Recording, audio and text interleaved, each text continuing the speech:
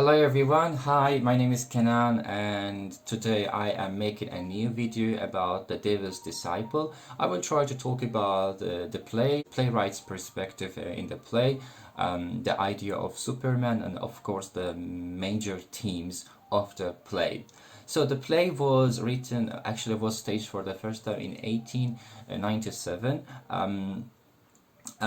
It was written by Bernard Shaw, the Irish dramatist. The play setting is Websbridge, colonial America, and that is that during Revolutionary War, the war for independence in America. The year of the play is 1777, so we see that we have a journey back in time, of course. The main character of the play is Richard. Richard is our protagonist, and because Richard is a man that doesn't like the society's ideas, the hypocritic ideas of society, the society accept him as devil's disciple, the devil's follower. They believe that he is devilish. He doesn't belong to this society because he is different. He doesn't fit. He doesn't fit to the society. When we talk about the play, we have to remember the concept of Superman by Bernard Shaw. So when we say the concept of Superman, we understand, of course, from the perspective of Bernard Shaw, we understand a man that is powerful, that is intelligent, that is educated, that has honor, and that is loyal to his word and to people around him. And of course, the most important one is a man that is against violence. So Bernard Shaw believed that violence was not the key to success. Violence was not the key to change and to educate people. However, he believed that only intelligent and educated men can change people without violence. So this play is about that. This play is about Richard, is about a man who is intelligent, who is against violence, and who tries to change the society into good. Okay. Now, when we come to the play, when we come to the themes of this play, we see three important themes. However, these themes are so connected to each other. The most important theme of the play that we can see everywhere is appearance versus reality. We see characters, we think that, oh, this character is good. In fact, this character turns out to be bad. We see a devil character, then that devil character turns out to be a good character. Or we have the second theme of the play is hypocrisy. Hypocrisy in society, hypocrisy everywhere. With the plays that was written in the time of realism, the biggest problem was hypocrisy. All the playwrights or the writers try to show hypocrisy in society and in religion, of course, also in politics. The last one is identity shifting. Identity shifting. We see that throughout the play, some characters will change into different characters. First, we see a different character. At the end, we see the same character, same person in a different shape. Then we will see in a different shape. Okay, so let's start with the first theme of the play: appearance and reality. Okay, everyone, appearance and reality. Appearance and reality, the first thing we see here is about Anderson, the another main character after Richard in the play. Anderson, he is a priest. He works for the church. He is the man of God. When we say a man of God, or when we say a man of the religion, we understand a person that is quiet, that is gentle, that is trying to help people, that is always that's always praying God.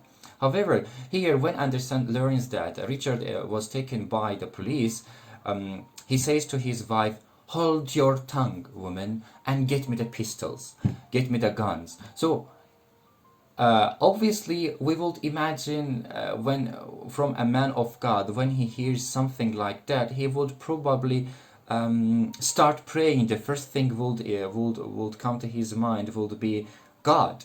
But Here he doesn't think about God, he thinks about pistols, he thinks about guns. So there we understand something is wrong with the man of God here. Okay, so another example also comes from Anderson. Anderson's wife Judith says that if they should pray to help Richard, and Anderson's response is that pray at this time. He says that I am not God and I must go to work another way. I am not God and I must go to work another way. So in these lines, Bernard Shaw perfectly shows the blindness of society. Anderson acts as he never even read Bible. We will usually imagine that he is the man of God. He should do something something religious first, but he is acting in a way that you think that, oh, he never read the Bible, because he says I am not God and I must go to work another way, which means that he doesn't believe in the verses. He doesn't believe that the God would help. Another thing continues. Anderson, let's say, he puts a slap on Judith's face with his harsh words. He says, Anderson says, you are a fool, Judith. You don't know the man you are married to. So here we understand that totally something is wrong with Anderson. Even to his wife, he says that you don't know with whom you have lived for a long time. So these words are not to Judith, actually, they are to society. Anderson's words are a message to society, to everyone that is reading or watching this play. He tries to say that no one is sure about the purity of a person that lives together. For example, Anderson and Judith, they have lived together for a long time, but Judith doesn't know who is Anderson actually. And that is the thing with the society. For example, everyone expects Richard to be the evil. In fact, he is not the evil. The evil is Anderson. The violent character in the play is Anderson. It is not Richard. The rebel is Anderson, not Richard. So another important theme of the play is hypocrisy. Hypocrisy, especially in religion. Now, of course, when we understand religious people, we expect only good things from these people. However, in the play, it's not like that. Bernard Shaw makes a very big twist in the play. Mrs. Dudgeon and her relatives, they consider themselves as the followers of Jesus, as the followers of the Lord. They are pure. They consider themselves as pure Christians, good Christians. But in fact, they all are hypocrites. It is the following quotation from the book shows the hypocrisy of Mrs. Dudgeon. If she is a true religious person, she wouldn't say these words to Essie. Description of Mrs. Dudgeon and her harsh words towards Essie is very heartbreaking. She behaves with her as Essie is a tool, but not a human being. She simply behaves with her in the worst manner because Essie, in her eyes, is a bastard, and as well as in the eyes of people around her, people that call themselves religious, good religious Christian people. Okay, that is the second theme of the play, hypocrisy. That's the first example. And another example of the play will be continuing like this. So, in this quotation, as you can see, Mrs. Dudgeon thinks that she's doing good something for Essie, but in fact she is not doing anything good. But she only hurts her childish feelings, her childish heart, because Essie is a child. She's just a pure little child. And Mrs. Dudgeon, she doesn't have any sympathy for her. She's just hurting her with her harsh words, believing that she is a good Christian lady. And then there in the quotation, as you can see, as if you were their equal. These are the words of Mrs. Dudgeon. These words are very insulting. So she says that, Essie, you are not one of us. You are not one of them. you are not anything. Uh, she wants to say that you have no place in this society. And she does not want to accept Essie as a human being by saying that you are not their equal. The next example of hypocrisy again is about Mrs. Dudgeon and the people, her relatives, the good Christian people, so they call themselves. There Richard says, "Now, which of you, good man, will take this child?" This child means Essie. "And rescue her from the house of the devil." So the house is left after Richard's father died. The house is left to Richard. And Judith comes and says, "I will. You shall be burned alive." And Essie says, "I don't want to." So we understand that Essie feels more comfortable by living with the devil, who they call, rather than living with Mrs. Dudgeon, who is a pure Christian lady.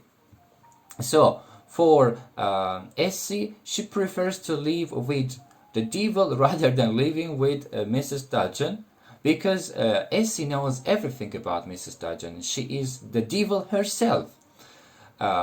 Another thing is that when Mrs. Dudgeon says that, "Oh, I will," which means that she will take care of Essie, there actually she acts because no one sitting around the table doesn't react.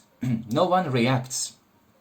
So because no one reacts, no one wants to take care of Essie, she feels ashamed and she says, "Oh, I will take care."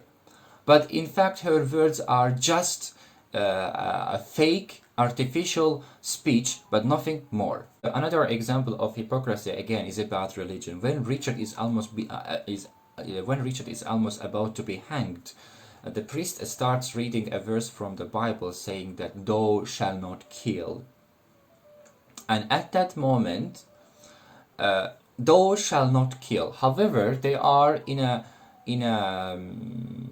a situation, in an event that Richard is going to be hanged, is going to be killed, and they open Bible and they say, "Thou shalt not kill. You should not kill." So this scene of the play is a very outstanding twist. It's very important. The playwright wants to say that even the man that is in the way of God, that the priest we talk about, the chaplain, is easily ignoring his religious belief and obeys a few coin. So Richard's words shock him. Richard's words shock him. The irony is that chaplain reads the Bible in the hand and says words "thou shalt not kill," while he sends someone to death. So that's a very important twist. That's a very important message in the play. Another important theme of the play is identity shifting. When Richard is at Andersen's place, there the police come, of course, and they ask for Andersen. And when Richard sees the coat of Andersen hanging there, the cassock of Andersen, he goes towards it and takes it.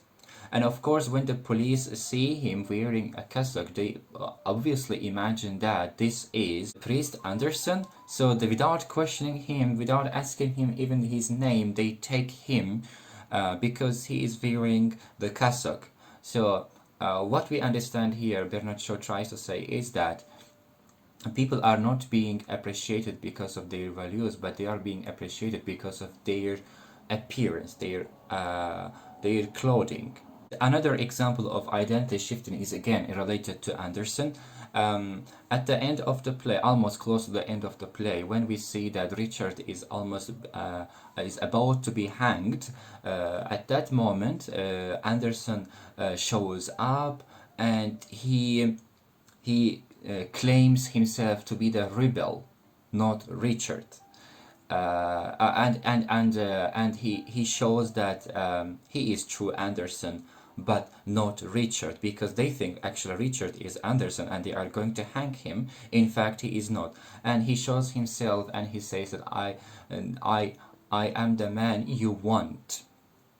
and he declares himself to be the rebel, so everyone sees. At that moment, the town Websbridge becomes the American town, and it gets out of the British control. Okay, so the next very important example of the team identity shifting is about Richard and Anderson.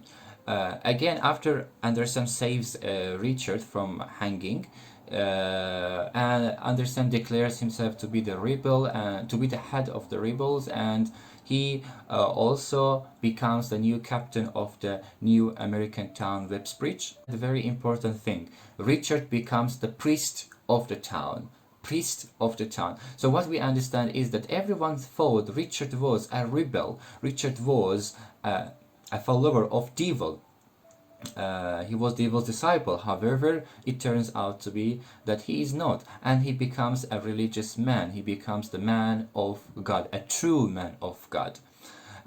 In fact, in the case of Anderson, he becomes the new captain. So from a rebel, from a devil's disciple, we have a priest, a man of God. From the man of God, we have a rebel. We have a totally different passion of Anderson. So what we understand here is that also Bernard Shaw is trying to say that it's never late to become who you are, to become what you want to be. Okay, everyone, I hope this play was interesting. I hope my explanation was useful for you. If you like and if you subscribe, I will be very happy.